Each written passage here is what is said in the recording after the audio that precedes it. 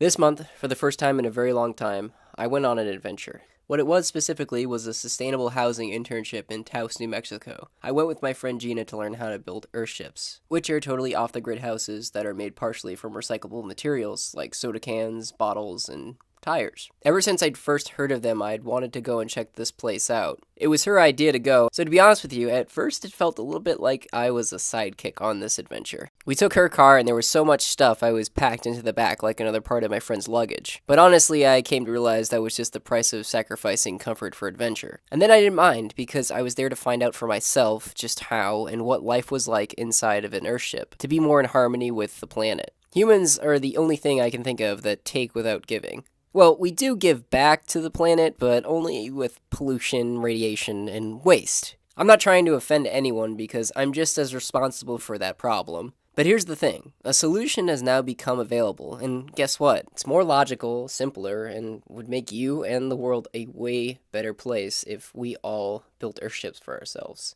They collect rainwater, don't require a secondary source of heat, and you can grow food inside of them. The guy who invented them, Michael Reynolds, wants to abolish poverty, and I agree with him. One of the inherent features of an Earthship is autonomy. We drove up and it was just astonishing. You know what I can compare it to? That part in the first Lord of the Rings movie, when they walk up on Rivendell and it's the elves and they're elegant and exalted and they have this synergy with nature and you're just blown away at how sweet their lives are there. These beings with this ethereal energy and unfathomable wisdom. Yeah, that is exactly how it felt being in the greater world Earthship community. So it makes me really upset and downright angry, because the life most of us live is miserable, when it doesn't even have to be. The truth is that the Earth provides us with all of our basic needs. The conflict comes when we form societies and start taking the natural resources and turning them into things that we don't actually need. Now, I came here to check if these Earthships were legitimate, if they were genuinely something that I could live in for the rest of my life. And they were. I mean, they've thought of everything. They've had about 40 years of iterative processes to work out all the kinks in the design. So with an Earthship, your house is partially made out of garbage. Is that really a big deal? No, it's not. I thought it would be, but it's really not. What's funny is whenever an idea like Earthships comes around, the big companies get really nervous and fight against them. They don't like the idea of off-the-grid living first and foremost because they're losing profit. But if you think about a couple examples in recent history of places that were on the grid and were totally devastated because of it, just wow. I mean, think of Flint, Michigan.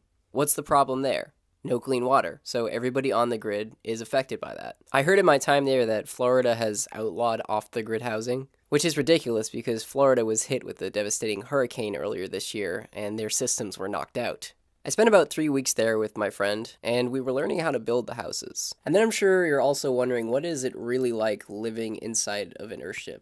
I would say it is a couple steps above camping. You still have running water. Not all of them had hot water all of the time because the sun heated them. But I already like living simply and just with the bare necessities. So it wasn't really much of a stretch for me to live inside of one and adjust to how things were.